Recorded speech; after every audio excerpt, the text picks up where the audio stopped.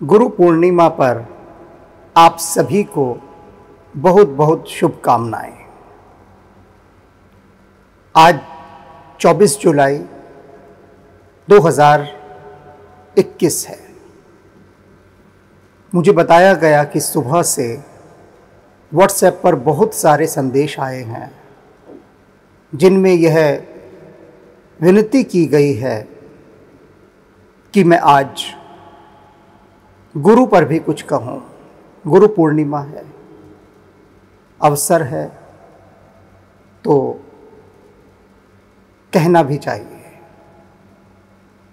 यदि प्रेमी जनों के इतने संदेशे ना आते तो शायद मैं इस पर बोलता भी नहीं, क्योंकि रामचरितमानस की धारा चल रही है उसकी व्याख्या की। तो सबसे पहले बात मैं आरंभ करता हूं कि गुरु की आवश्यकता ही क्यों है। पहला प्रश्न, और इस प्रश्न को हम यूं ही नहीं उठा सकते सीधे सीधे, पीछे लौटना होगा। पीछे कहां? बचपन में। थोड़ा सा ही बच्चे की आंख खुलती है कि माता पिता पगला जाते हैं उसको स्कूल भेजने के लिए, विद्यालय भेजना है, ट्रेनिंग दिलवानी है इसे अब एक अच्छा नागरिक बनने की। तो यहां से पहला प्रश्न शुरू होता है कि बच्चे को विद्यालय ही क्यों भेजा जाता है। सामान्य उत्तर, बाहरी उत्तर, जैसे कहते ना हाथी के दांत खाने की ओर दिखाने की ओर, तो दिखाने का जो बाहरी उत्तर है वो सभी ये कहेंगे कि हमारा बच्चा ज्ञान प्राप्त करे इसलिए उसे स्कूल भेजते हैं। एक अर्थों में यह उत्तर गलत भी नहीं है, किंतु बिल्कुल सही नहीं है। हम अपने बच्चे को इसलिए विद्यालय नहीं भेजते कि वह ज्ञान प्राप्त करे। हम इसलिए भेजते हैं कि वो थोड़ी संसार की विद्या प्राप्त कर ले। विद्या प्राप्त करेगा तो कहीं नौकरी लगेगा, पैसा मिलेगा, नौकरी लगेगा तो ही उसकी अच्छी जगह शादी हो पाएगी। जब बच्चा नहीं पढ़ता तो प्रत्येक अभिभावक उसे क्या कहता है कि पढ़ ले, नहीं तो भूखा मरेगा, कहीं कोई काम धंधा, कोई नौकरी नहीं मिलेगी। तो जो स्कूल जाने की शिक्षा है उसका सीधा सीधा संबंध धन कमाने से है, बिल्कुल सीधा संबंध। किसी को इस समय ये बात सुनकर आपत्ति भी हो रही होगी मन ही मन में, तो जिन्हें मैं आपत्ति हो रही है, जिन लोगों को, उन्हें मैं कहता हूं कि यदि वे ये मानते हैं कि उनका उद्देश्य बच्चे को ज्ञान दिलवाना था, कोई व्यावसायिक शिक्षा दिलवाना नहीं, तो क्यों नहीं उन्होंने अपने बच्चे को किसी गुरुकुल में भेज दिया जहां वह गुरु के पास रहता, ज्ञान प्राप्त करता। क्यों एक से एक बढ़िया पब्लिक स्कूल खोजे गए? तो सीधा सा साफ उत्तर है कि हम अपने बच्चे को, ईमानदार उत्तर, इसलिए स्कूल भेजते हैं कि जिससे वो 2 पैसे कमाने की विद्या अर्जित कर सके और अपना संसार चला सके। और इसमें कुछ भी बुरा नहीं है, यह एक सत्य है, सुंदर सत्य है।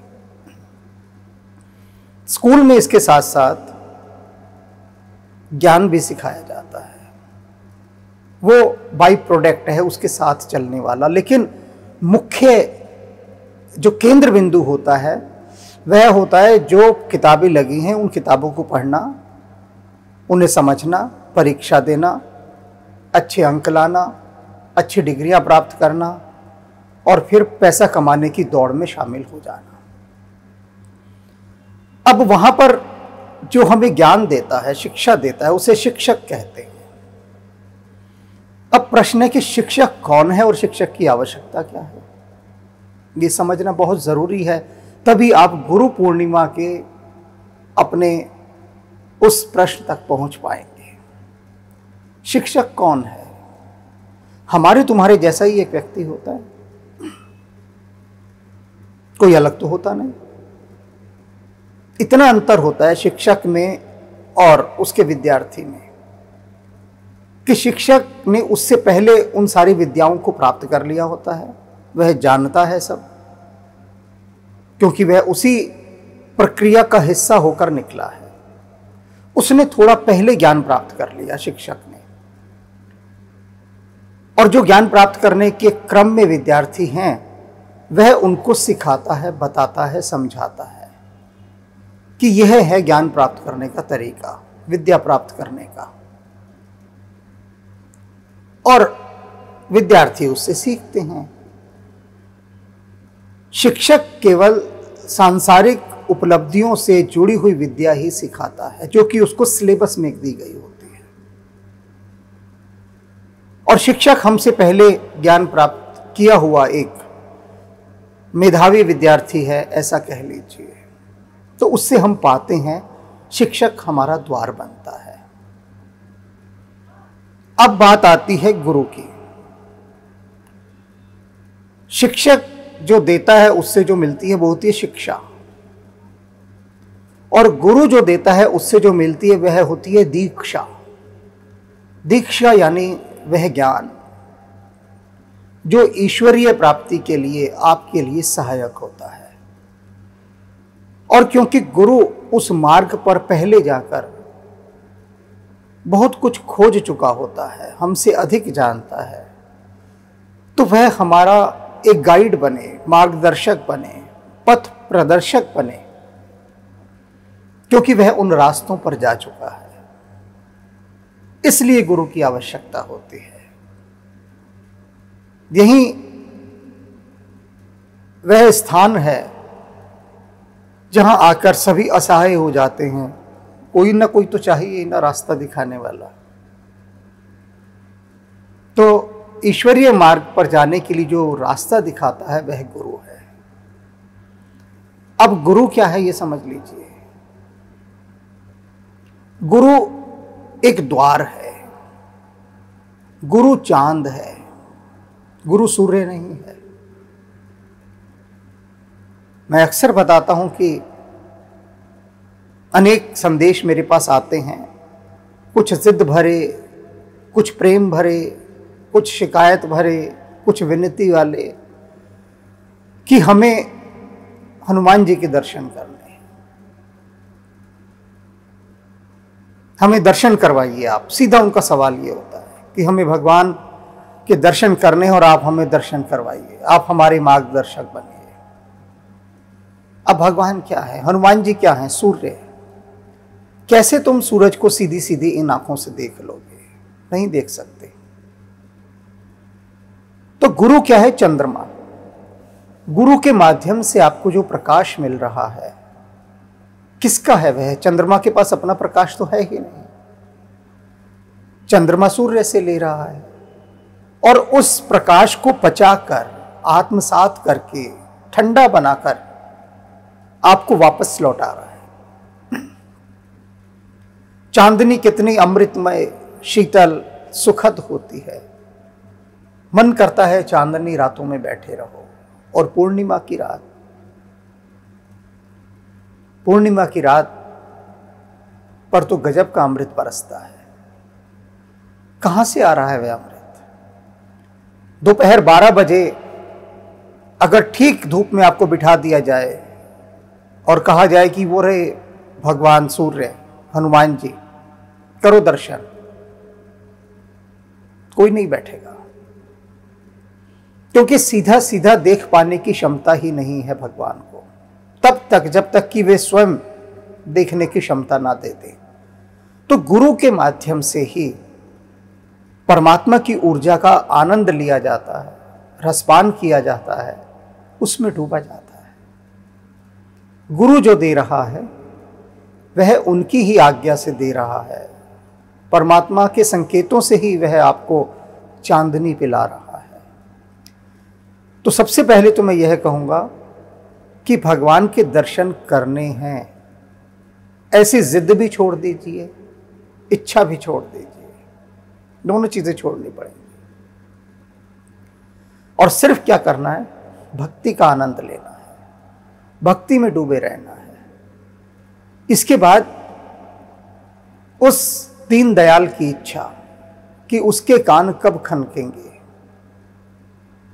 उसकी रजा है कि वह कब राजी होता है। हमारे आपके बार बार चीखने चिल्लाने से उसे कोई फर्क नहीं पड़ने वाला, कोई फर्क नहीं पड़ेगा। वह तो ऐसे चुपके से आता है कि उसके कदमों की भी आहट नहीं होती और आकर सामने खड़ा हो जाता है।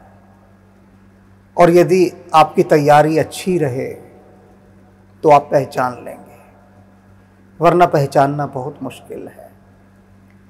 लेकिन एक बात और बताऊं मैं आज इस गुरु पूर्णिमा के अवसर पर, कि जो भी भक्ति मार्ग पर हैं उनके पास परमात्मा उस यात्रा पथ पर भी अनेक बार आता है, अनेक बार आता है और ऐसे रूप बदल कर आता है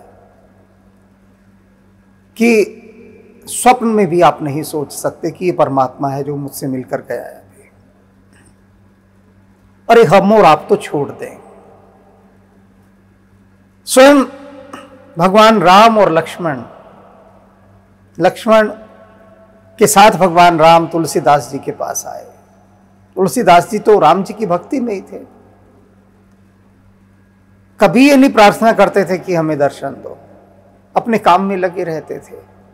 फिर बहुत बाद में जाकर हनुमान जी से विनती की, गुरु हैं हनुमान जी, देखो हनुमान जी द्वार बने तुलसीदास जी का, तो गुरु से विनती की कि यदि संभव हो तो राम जी के दर्शन करा दीजिए। गुरु ही द्वार बनता है। तो हनुमान जी ने कहा ठीक है, बात हो गई। भगवान राम आए, तुलसीदास जी ने चंदन लगाया, चले गए। फिर वो बोले हनुमान जी से कि आपने तो कहा था कि वे आएंगे। हनुमान जी बोले हम मिथ्या थोड़ी ना कहते हैं, आए थे, तुम ही ना पहचान पाए। अब यहां से अपना सेल्फ एनालिसिस, आत्मनिरीक्षण आरंभ कीजिए कि हम कहां हैं और तुलसीदास जी कहां हैं। निश्चित रूप से सभी कहेंगे जी हम तो कहीं भी नहीं है तुलसीदास जी के सामने। तो वे तुलसीदास भी जब परमात्मा आए तो नहीं पहचान पाए, तो आप कैसे पहचानेंगे? तुलसीदास जैसे उच्च कोटि के भक्त, हर समय राम में ही डूबे रहने वाले भक्त, और राम जिनसे अपना काम करवा रहे हैं, पर्सनल वर्क करवा रहे हैं, व्यक्तिगत काम करवा रहे हैं, राम अपना इतने निकट हैं जो राम के, उन राम को तुलसीदास जी नहीं पहचान पाए। तब गुरु इशारा करता है, चित्रकूट के घाट पर भई संतन की भीड़, तुलसीदास चंदन घिसे तिलक देते रघुबीर। अगली बार जब आए वो, तब इशारा कर दिया हनुमान जी ने कि यही है भैया जिनको चंदन घिस घिस कर लगा रहे हो, घिसने में ही ऐसा ना हो कि ये अवसर निकल जाए। ये है, आवाज दे दी। गुरु ही आवाज देता है, वही समझाता है, वही इशारे करता है। और जब गुरु पर हम छोड़ देते हैं तो उसके बाद आगे राम की इच्छा होती है कि वे गुरु के साथ तालमेल बिठाकर अपने उस भक्त पर कितनी कृपा करते हैं, यह उन पर निर्भर करता है। तो गुरु पूर्णिमा पर कुछ प्रश्न और आए हैं और उन प्रश्नों पर भी मैं बात करूंगा। पहले कर चुका हूं बात, उन बातों को आपको अब यहां पर दिखाऊंगा, उन्हें और समझ लीजिएगा। तो इससे आपकी यात्रा जो है वह बहुत सुखद और सरल हो जाएगी। तो हम देखते हैं अगले प्रश्नों पर क्या कुछ कहा सुना जा रहा है और उसे हृदयंगम करना है।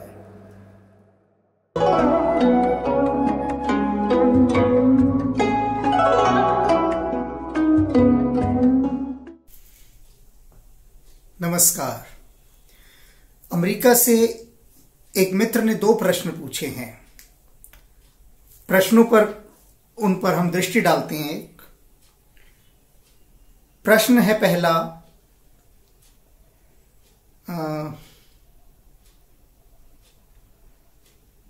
whether शिष्य has to find out a guru or guru find his शिष्य। दूसरा प्रश्न है, why we go to temple for demands of wishes or blessings। अर्थात कि गुरु शिष्य को ढूंढता है या शिष्य गुरु को ढूंढता है, ये पहला प्रश्न है उनका। और दूसरा प्रश्न है कि हम मंदिर क्यों जाते हैं, क्या मांगने या फिर शुभ कामनाएं लेने या आशीर्वाद प्राप्त करने, यानी अपनी इच्छाओं की पूर्ति की डिमांड करने के लिए जाते हैं मंदिर या फिर आशीर्वाद लेने के लिए। तो इन दोनों प्रश्नों में से हम इस वीडियो में पहले प्रश्न पर चर्चा करेंगे, दूसरे प्रश्न के लिए अगले वीडियो पर बातचीत करेंगे। तो पहला प्रश्न उनका कि गुरु शिष्य को ढूंढता है या शिष्य गुरु को। तो इस बात को थोड़ा गहराई से समझना होगा कि जो प्रकृति है वो बहुआयामी कोणों पर काम करती है, यानी मल्टी डायमेंशनल वे में नेचर अपना काम करती है। तो दोनों ही बातें लागू होती हैं, दोनों ही बातें एप्लीकेबल हैं। कई बार गुरु शिष्य को ढूंढता है और कई बार शिष्य गुरु को। प्रश्न है कि खोज किसकी बड़ी है। अब इसको हम 2 उदाहरणों के द्वारा समझेंगे। एकलव्य एक ऐसा पात्र है, विश्व प्रसिद्ध पात्र, जो शिष्यत्व की पराकाष्ठा मानी जाती है। तो यहां पर एकलव्य गुरु को खोज रहा है और खोजते खोजते वो गुरु के द्वार पहुंच जाता है और उसके बाद उसकी यात्रा होती है गुरु से कुछ प्राप्त करने की। गुरु के द्वारा अस्वीकृत किए जाने पर भी वह उनको अपना गुरु धारण कर लेता है और उनको गुरु मान के वो सब कुछ उनसे प्राप्त कर लेता है जो सारी विद्याएं उनके पास थी, यानी गुरु द्रोणाचार्य के पास। तो ये पहला एक भाग है जिसमें कि शिष्य गुरु को खोज रहा है। शिष्य की प्यास इतनी बड़ी है, इतनी विराट हो गई है शिष्य की प्यास कि उसको गुरु मिलना ही मिलना है। और गुरु के अस्वीकार के पश्चात भी जो शिष्य की गहरी प्यास है वो गुरु के भीतर से ज्ञान के जल की वर्षा करवा ही लेगी। जैसे कहा जाता है ना कि धरती जब बहुत प्यासी होती है तो मेघों को बरसना ही पड़ता है। जो मेघों को बुलाया जाता है, जो बादल आते हैं, उनको धरती की प्यास इनविटेशन देती है, धरती की प्यास का निमंत्रण मिलता है, तब वो बादल आते हैं। तो एक हिस्सा तो ये रहा पहले वाला कि जिसमें शिष्य गुरु को खोज रहा है। आप देखिए कितने शिष्य यात्राओं पर निकले गुरु को खोजने के लिए। हम भगवान बुद्ध को ही देखें, वे गुरु को खोजने की यात्रा में निकले और 6 वर्ष तक गुरु को ही खोजते रहे। जो गुरु मिला उसके पास उन्होंने साधना की, उससे सब कुछ पाया, फिर आगे बढ़े। तो यहां शिष्य की प्यास। अब दूसरा होता है कि गुरु कई बार शिष्य को खोजने निकलता है सुपात्र की खोज में। इसका एक सबसे सुंदर उदाहरण हमारे पास स्वामी विवेकानंद है। रामकृष्ण परमहंस ने स्वामी विवेकानंद को एक श्रेष्ठ शिष्य के रूप में खोजा जिस पर वो काम कर सकते थे। एक ऐसी भूमि, एक ऐसा प्लेटफॉर्म जो पूरी तरह से तैयार था। अब स्वामी विवेकानंद बिल्कुल सहमत नहीं थे उनका शिष्य बनने के लिए, ना उनको अपना गुरु मानने के लिए, लेकिन उन्होंने उनको खोज लिया था। रामकृष्ण परमहंस ये कहा करते थे कि तू नरश्रेष्ठ है, नरों में सबसे श्रेष्ठ है। और स्वामी विवेकानंद बड़े आश्चर्यचकित होते थे कि रामकृष्ण परमहंस उनके लिए ऐसा क्यों कहते हैं। वो कहते थे मां ने तुझे मेरे पास भेजा है, यानी मां दुर्गा ने, मां काली ने, कि काली ने तुझे मेरे पास भेजा है। अब ये सब बातें विवेकानंद की समझ में नहीं आती थी। तो यहां पर गुरु खोज रहा है शिष्य को, खोजता हुआ आया और वो कहते थे कि मैं छत पर खड़ा होकर मंदिर की बार बार चिल्लाकर मां काली से कहता था कि मां तू उसे भेजती क्यों नहीं, जो मेरा शिष्य है। शिष्य यानी वो जो सुपात्र है। तो इस तरह से दोनों अर्थों में ये अध्यात्म की यात्रा करती है। सारा खेल प्यास का है कि कहाँ प्यास बहुत अधिक पैदा होती है। तो शिष्य भी गुरु को खोजने निकलता है और गुरु भी शिष्य को खोजने निकलता है। बात यह है कि जो प्रकृति है वो किस विधि से काम करती है। बिल्कुल वैसा है कि अलग अलग मार्गों से लोग पहुंचते हैं। किसी को वायुयान के मार्ग से जाना है, किसी को रेल मार्ग से, किसी को जल मार्ग से। तो प्रकृति ने सभी के लिए अलग अलग मार्ग निश्चित किए, माध्यम निश्चित किए। सारा खेल दो ऊर्जाओं का परस्पर एक दूसरे की तरफ बढ़ने का है। शिष्य की वह ऊर्जा है जो अभी थोड़े निम्न सत्य पर जी रही है और गुरु की ऊर्जा जो उच्च सत्य पर जी रही है। तो ये दोनों ऊर्जाओं का एक समावेश होना, दोनों का मिलना, दोनों एनर्जीज की एक हार्मनी बैठना, ये किसी भी कोण से काम हो सकता है। तो ये कोई एक निश्चित उत्तर इसका नहीं है, ना कभी हो सकता। कोई कहे कि गुरु ही शिष्य को खोजता है या कोई कहे नहीं शिष्य गुरु को खोजता है, ऐसा कुछ नहीं। प्रकृति अपने रूप में, अपने ढंग से अपने काम करती है और न जाने किसके हिस्से में कौन सा काम आ जाए और उसकी उसी काम के माध्यम से उसकी यात्रा हो जाए।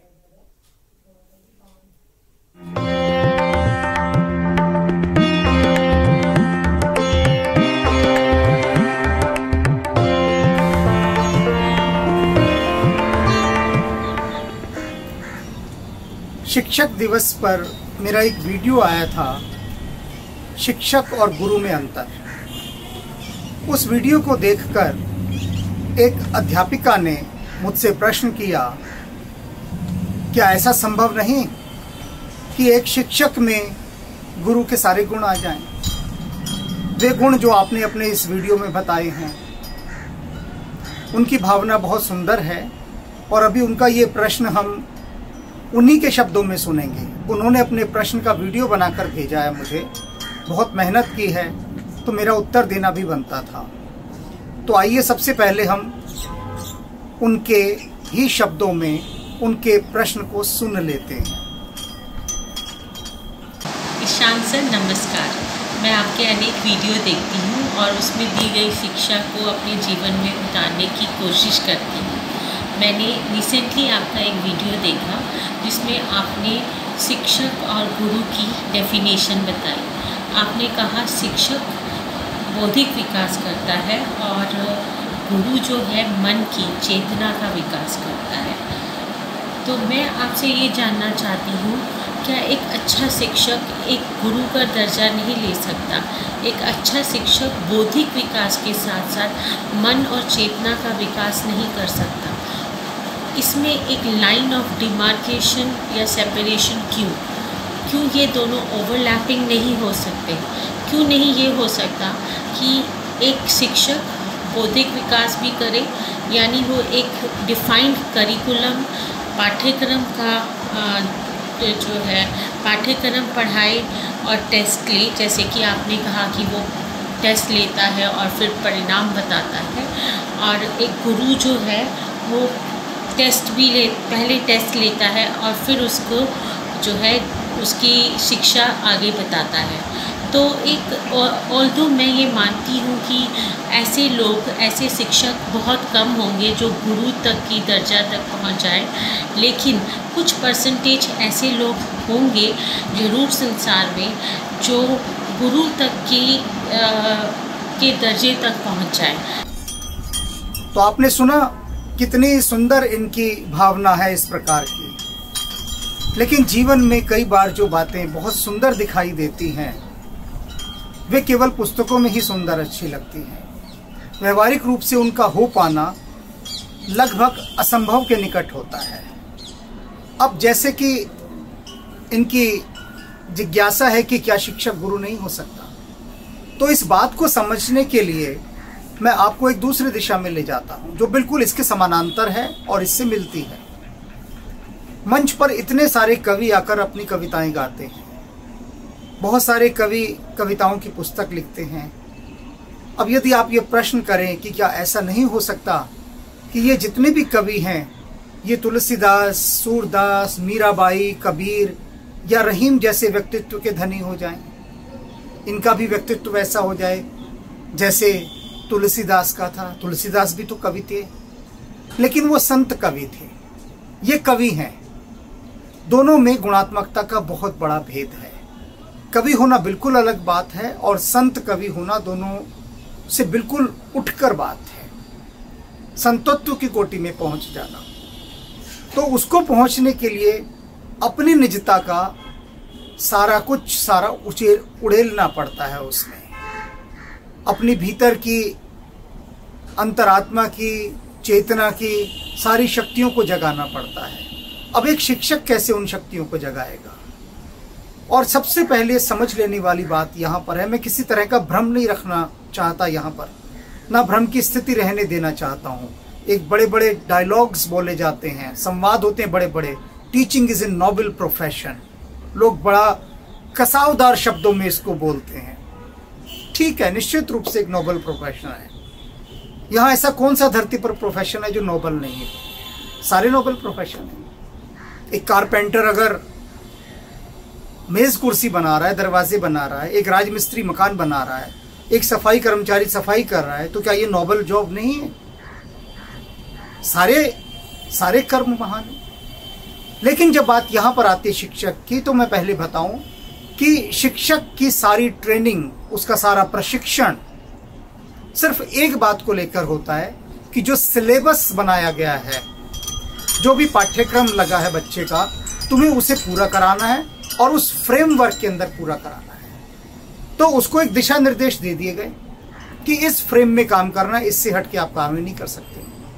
अब एक गणित का अध्यापक है, विज्ञान का है, सामाजिक ज्ञान का है, उसको अपना सिलेबस ही कराने में सारी ऊर्जा उसकी खप जाती है।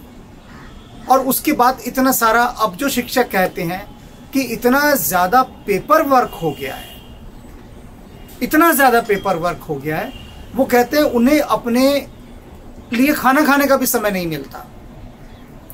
तो जब इतना अतिभार शिक्षक के ऊपर हो जाएगा तो वो खुद ही तनावग्रस्त होगा। वो गुरुत्व के जो सारे गुण, जो एक शांति और एक गरिमा पैदा होनी चाहिए, कहां से होगी? जो चिकित्सक है वो खुद ही रोगी बन गया है, इतना तनावग्रस्त हो गया है। हजार समस्या परिवार की, समाज की, उन सब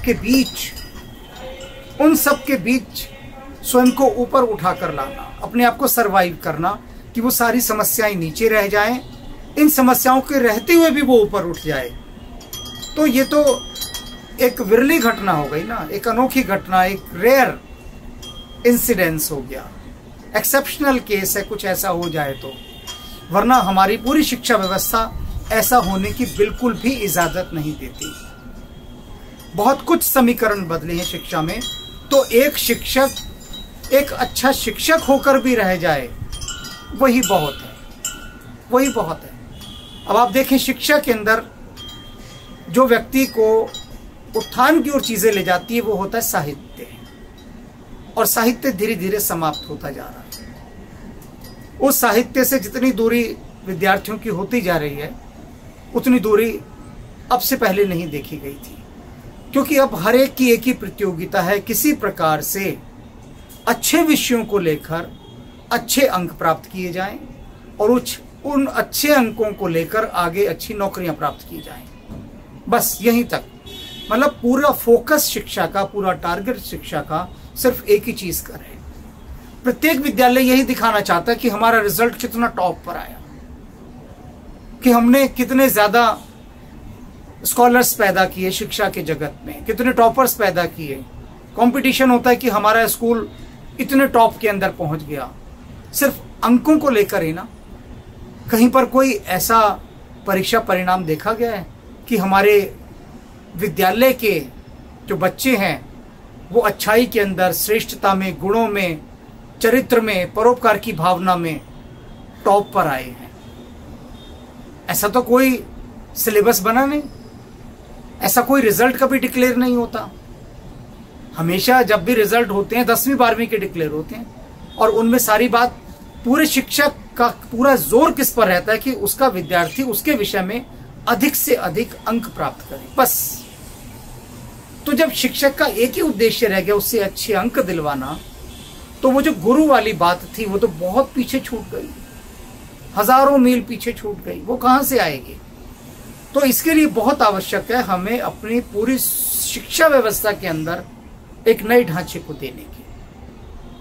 अब ध्यान है, मैंने कुछ विद्यालयों में कहा कुछ प्रिंसिपल से कि कुछ मेडिटेशन की क्लासेस लगाई जाए बच्चों के लिए, तो वो कहते हैं it is not in our curriculum, ये हमारे पाठ्यक्रम का हिस्सा ही नहीं है। जब हमारे इसमें कोई सिलेबस नहीं है तो ना हम इसके पीरियड्स दे सकते, ना टाइम दे सकते, ना टीचर्स दे सकते। तो वो सारी चीज जो चेतना का उत्थान करेगी वो समाप्त। तो मैंने कहा फिर टीचर्स के लिए मेडिटेशन सेशन कर देते हैं कि टीचर्स का उत्थान हो। तो कहते टीचर्स के पास समय ही नहीं है, कौन सा समय निकालें? अब कहाँ टीचर्स की हम वर्कशॉप मेडिटेशन की कराएं? कोई वक्त भी तो हो, समय ही नहीं है। तो जब ऐसा पूरा शिक्षा व्यवस्था का एक फ्रेम बन गया है कि जिसमें पूरा उद्देश्य शिक्षक के लिए एक ही रह जाता है, बच्चे को अच्छे अंक दिलाना। और आप नौकरियों में भी देखेंगे, ऊंचे पद की नौकरी किसको मिलती है? जो परीक्षा में बहुत अच्छे अंकों से उत्तीर्ण होता है। अंकों के बाद यह नहीं देखा जाता कि वो व्यक्ति कितना ईमानदार है, कितनी करुणा, कितनी दया, कितनी ममता, कितनी देशभक्ति उसके अंदर है। ये सब तो कहीं देखा ही नहीं जाता। आपके अंक देखे जाएंगे और आपको बहुत अच्छी पोस्ट पर आपको नौकरी दे दी जाएगी। अगर नौकरी देने का सही क्राइटेरिया देखना है तो प्रेमचंद की एक कहानी थी परीक्षा, वो देखी जाए कि जितना उच्च पद हो व्यक्ति का उतना उसका चारित्रिक मूल्यांकन होने के बाद उसको पद दिया जाए। केवल ये नहीं रिटन टेस्ट, इंटरव्यू ये सब आपने पास किए और आप बाहर हो गए। और इंटरव्यू लेने वाले कौन है? वो भी हमारे जैसे आम लोग हैं। तो ऐसी परीक्षा जिसके अंदर उसके चरित्र का मूल्यांकन हो सके, उसकी देशभक्ति का, उसकी मानवता का, उसकी संवेदनाओं का, तो ऐसा तो कोई मूल्यांकन कभी निर्धारित किया ही नहीं गया। आज आप देखते हैं ना कि बड़े बड़े पोस्टों पर खबरें आती हैं कि उसके पास सैकड़ों करोड़ रुपया निकला। नौकरी कितनी करता था? 50,000 रुपये वेतन था और 300-400 करोड़ रुपया निकला। तो क्यों निकला? क्योंकि वो तल विकसित नहीं हुआ जो मानवता का था, जो देश प्रेम का था। उन तत्वों पर काम ही नहीं हुआ। वो रामधारी सिंह दिनकर जी कहते हैं ना कि और बुद्धि ही बढ़ती गई निशेष, और बुद्धि ही बढ़ती गई निशेष, छूट गया पीछे वह हृदय का देश।